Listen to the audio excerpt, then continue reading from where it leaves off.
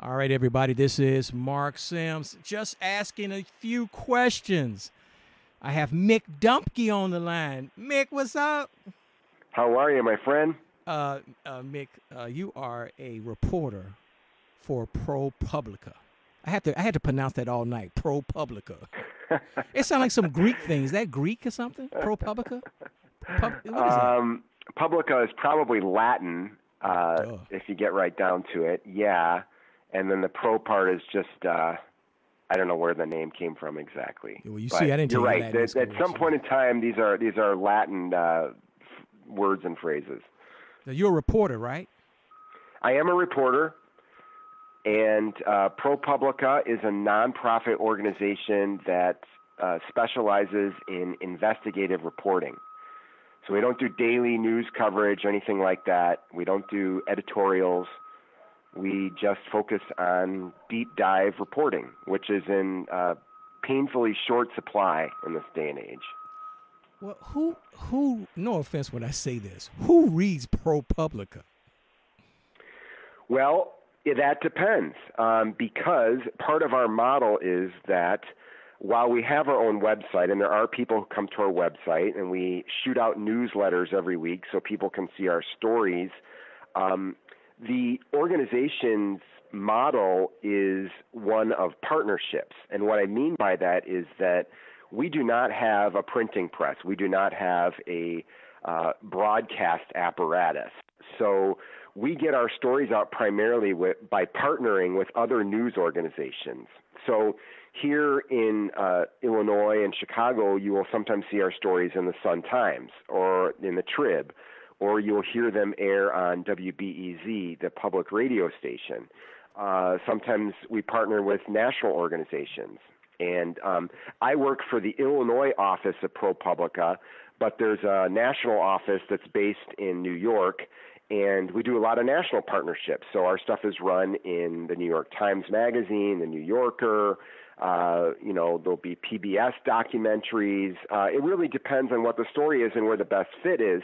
And part of the initiative of ProPublica is to not just do investigative reporting, but to try to get it out there to a wide range of people. So there are a lot of local initiatives as well where ProPublica is teaming up with local newspapers ranging from South Bend, Indiana to Anchorage, Alaska, and all over the country to try to get out good quality reporting about what's going on in their communities.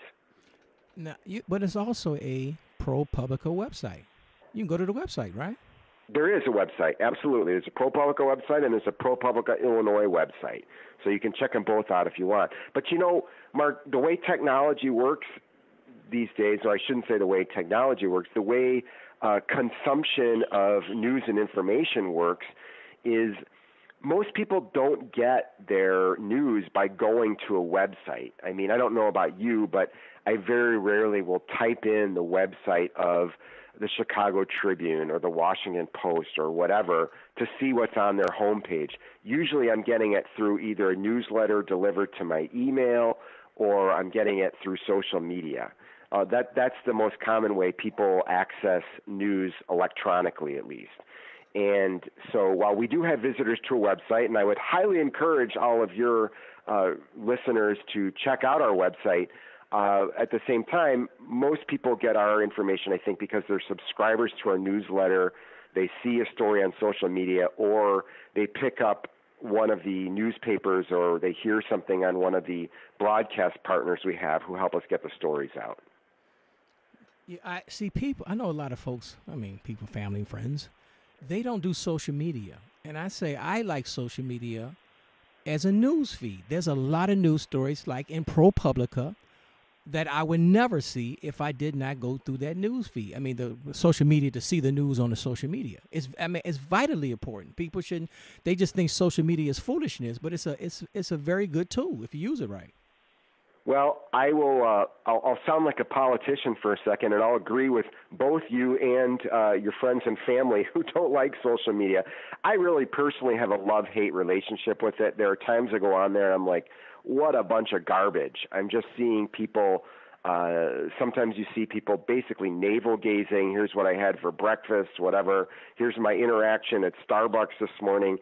Fine. You want to get it out there, that's fine. But I don't go for those reasons. I go for the same reasons you do, Mark, and I find it useful as a source of news and information. But I also understand why some people are really turned off by social media, especially what we've seen the last couple years, ranging from all of the false information that was deliberately circulated, during the last presidential election cycle, Trump being the tweeter-in-chief and, announcing sometimes even the hiring and firing of national security officials over Twitter. It's an extraordinary tool or set of tools, but it's also really easy to be abused. And so I'm with you, but I also have those moments where I'm just like, keep me away from the thing. Well, I'm addicted to it. I need to see a psychiatrist. But this is one thing I do see on social media every month. Through something that you post is your show.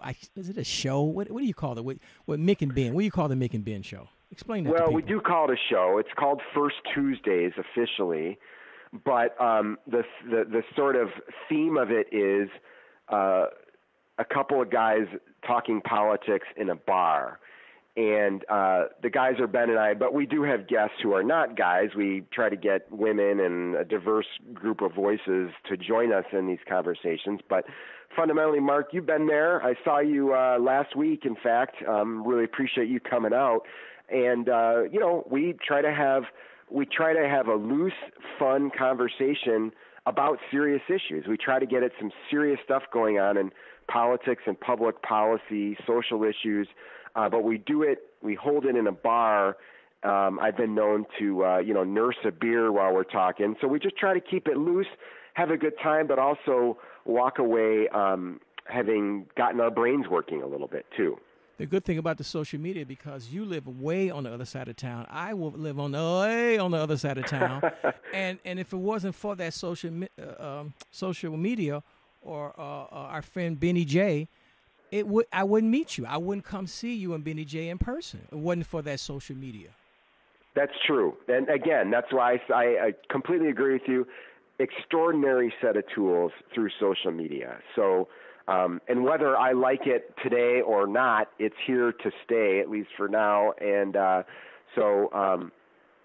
with you. It's you can really get stuff out. Not to mention in the last decade, I mean, there have been major political developments around the world that have been aided positively through social media. So I'm certainly not denying the potential for it to be used well, but I also am just pointing out that there are times it turns my stomach with the rush to judgment and the self-aggrandizing that sometimes goes on social media. But, that's humanity, right? I mean, we run the full range of genius and compassionate to not so much.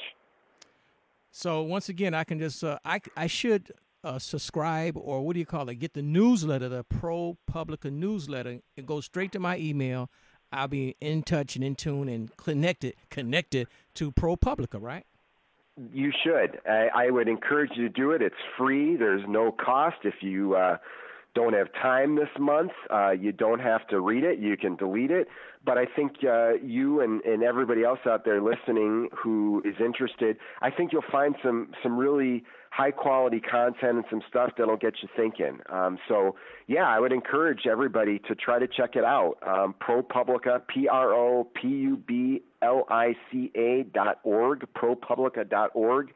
And I think as soon as you get onto the site, something will pop up that prompts you and invites you to subscribe to the newsletter. So it's really easy. Mick Dumke, as we close out this, as we close out the podcast, I need you to really, really stress the importance of journalism in this democracy. And if it wasn't for journalism and journalism like ProPublica, we can really lose this democracy as we know it.